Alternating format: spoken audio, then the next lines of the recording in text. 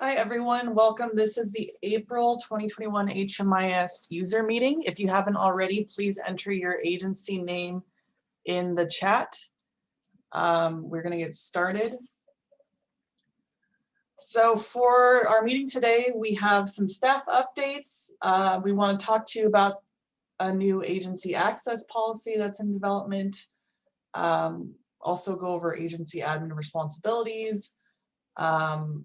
Walk you through client revocation of consent in HMIS, provide an update on the 2021 Hick and Pit, go over data quality report cards and some new bid focus updates, and then wrap it up with a monthly training webinar update and wrap up, as well as the agenda for the data and performance management meeting, and some Q&A if anyone has questions. Okay, so first for staff updates, unfortunately, Casey Parnas has left 211OC to pursue another opportunity. We're all very sad over here about this, but we are hiring 2 HMIS data analysts. Hopefully next month we will have at least one person to introduce you to, but that is in progress, and many of you know how hiring goes. So. So wish us luck. Next up, we wanted to give you an update on a new agency access and minimum participation requirements policy that is being worked on. So what this policy is it's 2 parts. One is for agencies that are participating in HMIS and completing data entry. We want to have at least kind of a loose outline around how often the agencies should participate in HMIS. And when I say loose, I mean it, like, you know, at least 1 active enrollment at a time and at least 1 record being updated in HMIS every month. We don't want to make anything too strict, but on the other hand, we don't want to have agencies in HMIS that haven't completed any data entry in, 6 months. So that's kind of the purpose for agencies that already exist in HMIS.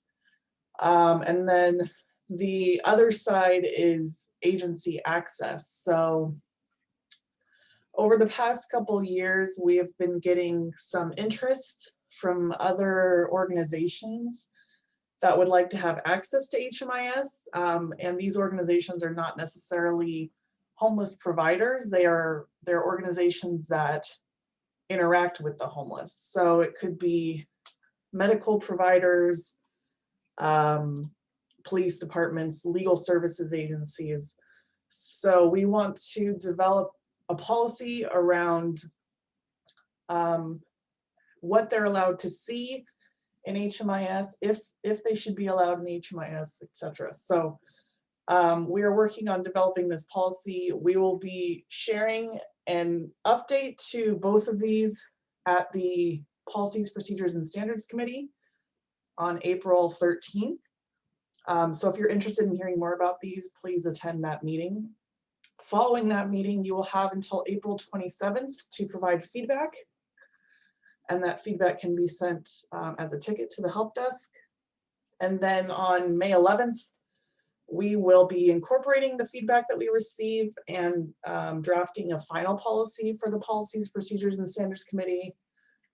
And then on May 26th, that policy will go to the COC board for final approval. And then following that, obviously, if it's approved, we'll be making any updates needed to HMIS. So we recommend that someone from your agency attend these meetings in order to understand like what the policies are and the decisions that we're trying to make, since these policies could impact your agency both on the minimum participation requirement side, as well as what agencies will be able to view the clients that are being served by your agency. So please attend if you can, or at least review the policies on your own following the meeting and provide feedback. Any questions about that?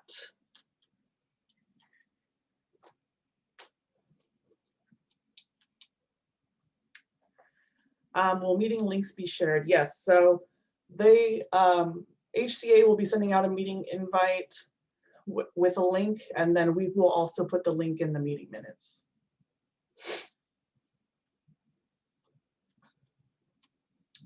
All right. I'm not seeing any other questions, so I'm going to move on. Elizabeth. Can you hear me? Yeah, but you're a little bit low. Okay, can you hear me better? Yeah. So agency admin's responsibilities. Please use the knowledge base articles to provide technical support to your user. And as a friendly reminder, only agency admins should submit support ticket to the HMIS help desk. And when submitting a ticket, please only include one issue per ticket. For example, you should submit a list of clients that need to be merged to remove duplicate records. And if you have another ticket, such as setting up a user account, please submit a separate ticket for that.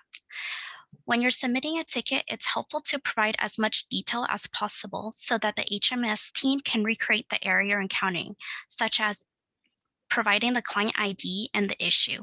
And if it's a report, please include the report name and filters you used. Does anyone have questions for agency admin responsibilities? I'm not seeing anything, so we can keep going. We wanted to discuss the process of when a client requests to revoke their HMIS consent to share protected personal information. The first step is the agency admin and client must both sign the client revocation of consent form and upload that into HMIS under the client's files tab. Once that is done, please submit a ticket to notify the HMIS team to anonymize the client's record. The client still working with the agency still working with the client will continue to log services. And we will also include helpful links in our meeting minutes. Just to add, we do have a knowledge base article on this, so that will go in the meeting minutes. And so like Elizabeth said, the client can still be served, but if they are being served at more than one agency, we can't change their permissions so that only your agency can view the record. So what we do instead is we just remove the client's identifying information like name, date of birth, and social security number. And then we notify all of the agencies working with that client and say, hey, you know, they revoked their consent, so use this ID number moving forward. And then you would continue to serve them as normal.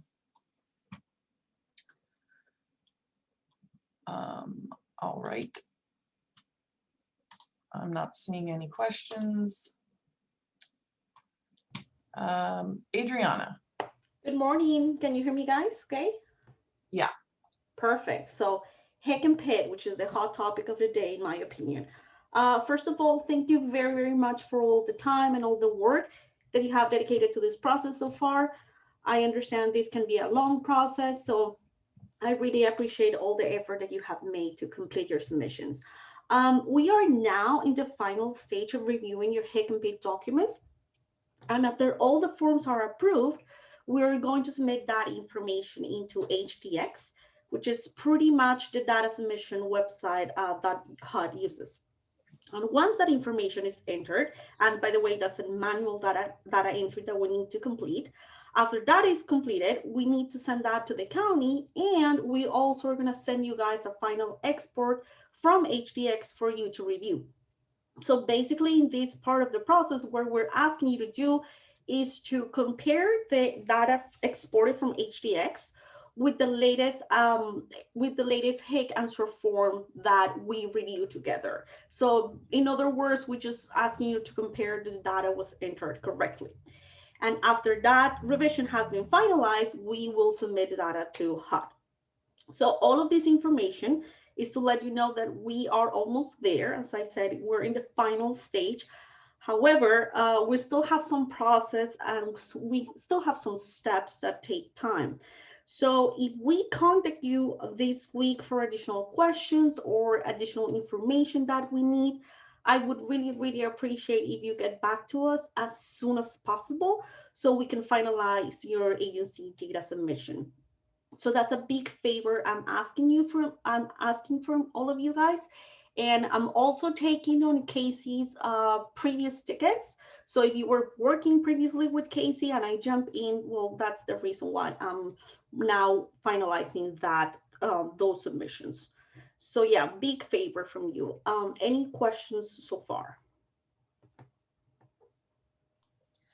And just to note, we are still in the review process for a few agencies. So if you haven't heard from us that your Hick and Pit are finalized, that's why. But we are feverishly working over here.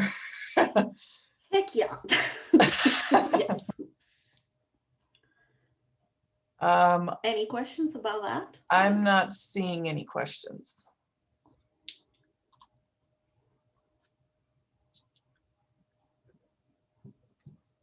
Okay, so so we don't have any questions, right? No. I can see the chat. Okay. So 2020 data quality report cards. About 2 weeks ago, we finally published report cards for all the quarters of last year. You should have received an email from the help desk with further information and details. So I just want to show you guys where you can locate that on our website. So Erin, may I share my screen, please?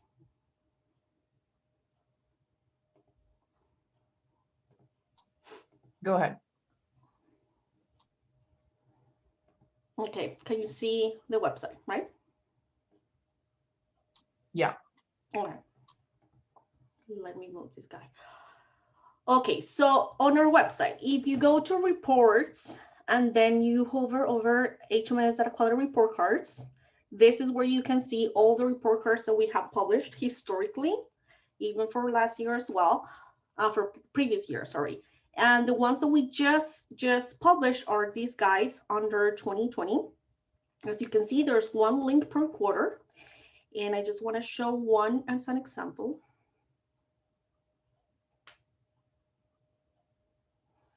Okay, so I was told you guys that this is kind of like a revamp process. So basically what we did here, we included like more information description on the visuals.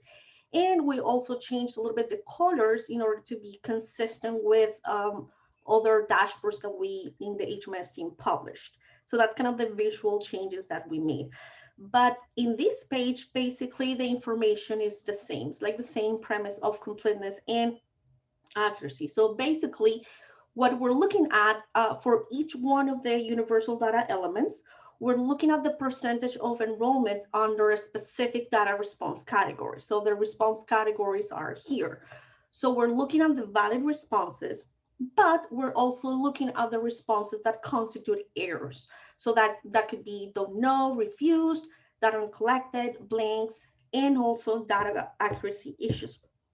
And under data accuracy issues, we include here things or problems rather with the disabling condition, for example, or relationship to head of household or social security number problems. So that is why this page also considers accuracy, not only completeness, right? Because we, in this case, for instance, in those cases, the data is there, right? It's complete in the sense that it has been entered in HMIS, but the data is not accurate. It's not, in other words, it's not according to HUD data centers. So that's why we added the accuracy wording here. So that's what we're looking at all of these numbers. On the other hand, we have an average data completeness score, which is here. And this is pretty much like a unique indicator of the completeness of our data. So for instance, here, this would translate that on average, 96% of the data we collect or we collected for Q4 is valid. Or in other words, 96% of the information we collected has a valid response according to HUD, right? So again, like we look at the data for each one of the universal data elements, but we're also looking at data on average for all the universal data elements. And what is more important here, in my opinion, is that you can see all of this information for each one of the projects that participate in HMIS. So just like click here, just drop them, and we have listed all of the projects, again, that participate and for all of the project types. So it's a pretty comprehensive list. So what I would encourage you guys is to come here and then just like select your projects and see how each one of them are performing in terms of completeness and accuracy. Okay, so this is basically the first page. Now take a look at the second. In the second page, we are looking at timeliness. And I just realized there's a mistake here because this should say timeliness. So I will go ahead and correct this. I apologize for that.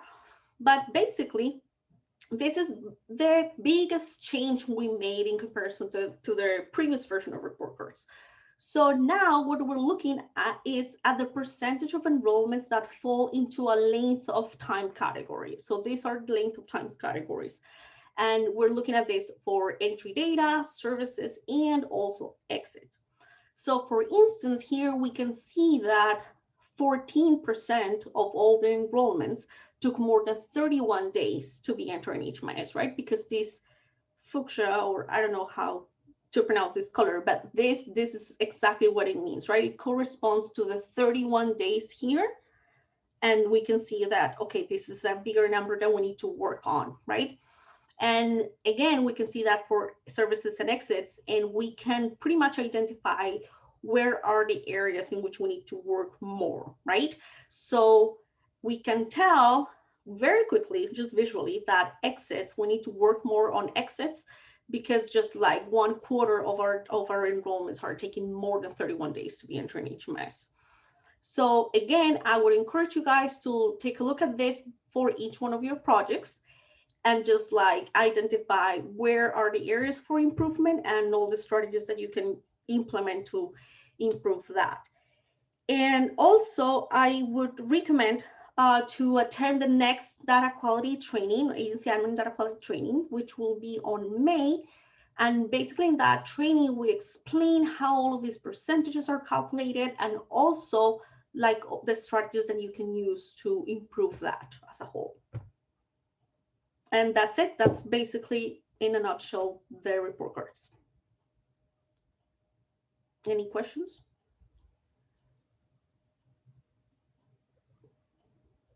I am not seeing any questions. Okay, thank you.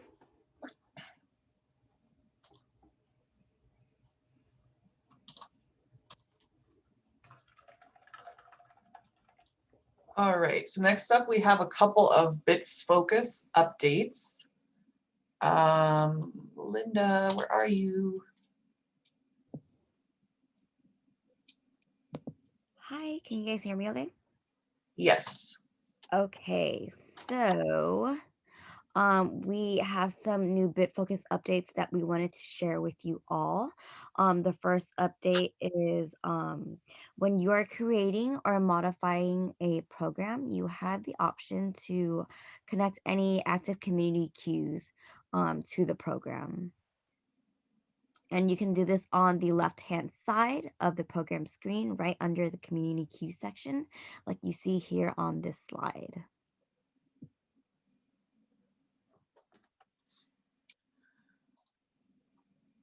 So the next update goes hand in hand with the first update. So once you connect any active community queues to your program, you are now able to switch back and forth under the availabilities tab, whether it be bed reservation or coordinated entry. These updates will go live tomorrow, but you can view these updates in the training sites as of now. So what this kind of means is before, when you entered housing opportunities for coordinated entry or for bed reservation, you would just enter the opportunity and it would be available for either community queue. And it was kind of up to us to know which opportunity was for either bed reservation or coordinated entry. So now, like you're seeing on this screen, when you go to put in a housing opportunity for either bed reservation or coordinated entry, you'll see this tab at the top. That's pretty much asking you which community queue is this opportunity for? And so if it's for coordinated entry, you will select that and then complete the housing opportunity as normal. If it's for bed reservation, you will select that. And so any permanent housing opportunities like permanent supportive housing, rapid rehousing, or other permanent housing would all go under coordinated entry. And then bed reservation would be emergency shelter. Or we're starting to add transitional, so that could be under bed reservation also. Any questions on that?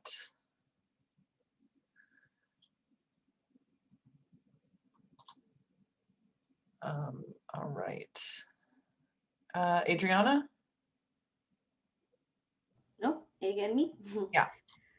Okay, well, thank you for those of you who attended the Looker training webinar that we hosted on March. We already sent an email with all the materials and also with the survey for training.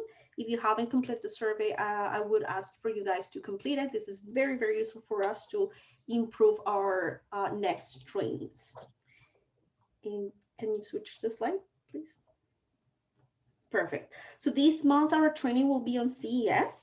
This will be on Thursday, April the 29th, and we will send an email reminder with 1 week before the training with a link to register. But you can also register right now just by clicking at that link, if you will. And yeah, we'll look forward to seeing you there.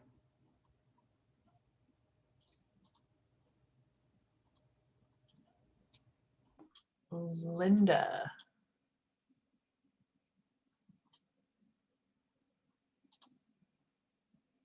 Linda.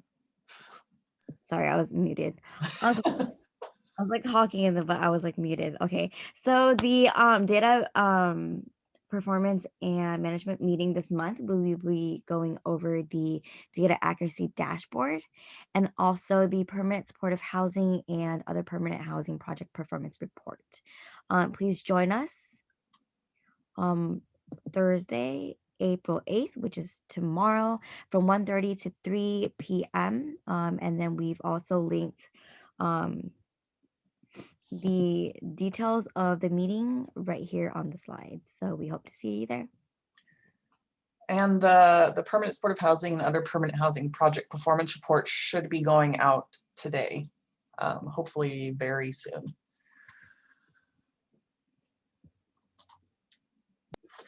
All right, so that was the agenda that we have for today. We do have some time for Q&A. If anyone has any questions they would like us to go over now, or any questions about what we've already discussed. So we will hang out for a couple minutes and see if any questions come into the chat.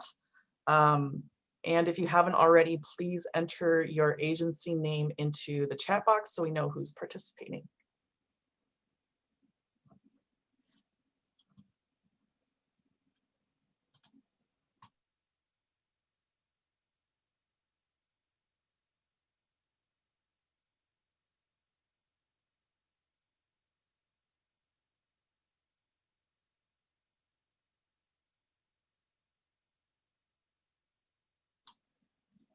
Hi, Crystal. I see you have a question. You can either, you should be able to unmute yourself if you want to ask it verbally, or you can put it in the chat. Can you hear me okay? Yeah. Hi. Okay, I'm confused when I'm in the meetings and you're showing the slides and you show upcoming meetings and it says click here to join. Usually I don't get the email that posts the slides until after, like tomorrow there's a meeting. How do I access that meeting? When we send out the project performance report today, we will include the meeting link to the data and performance management meeting in that also. Okay, and will that be for the other meetings as well that were spoken about today? The policies, procedures, and standards. That whole meeting, process coming up. We will send out the meeting minutes from this meeting prior to that meeting. And that these meeting minutes will include the link to that meeting, and then HCA will also be sending out a meeting reminder for that meeting. Okay, Do you have any idea, because like the 13th is so close, what time of the day those meetings are being held? The policies, procedures, and standards committees at 3:30. 3:30. Okay, that's good. That one's close. And the data meeting tomorrow is at 1:30. 1:30. Okay, thank you very much. I appreciate it. You're welcome.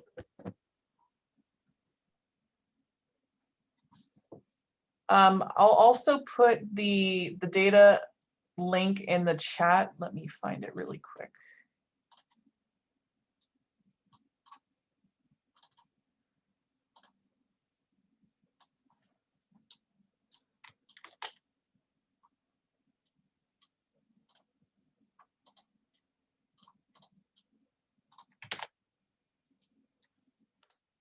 So I just put the data and performance management meeting link, as well as the meeting ID and passcode in the chat. So you have it also. And I don't know if they sent out the link for the policies and procedures. Let me find that.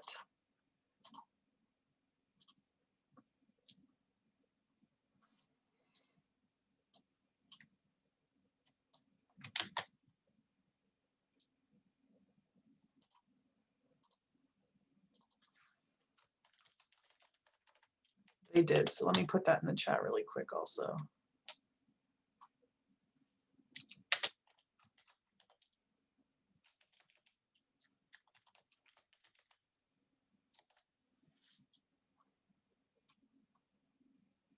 All right, so both meeting links are now in the chat.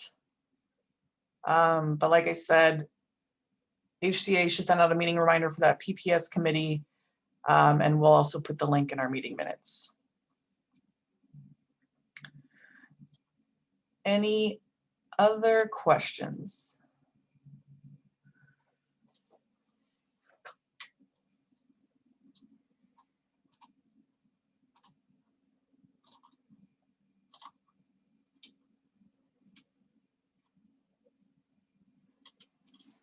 All right, I'm not seeing any questions, so we're going to go ahead and wrap up the meeting.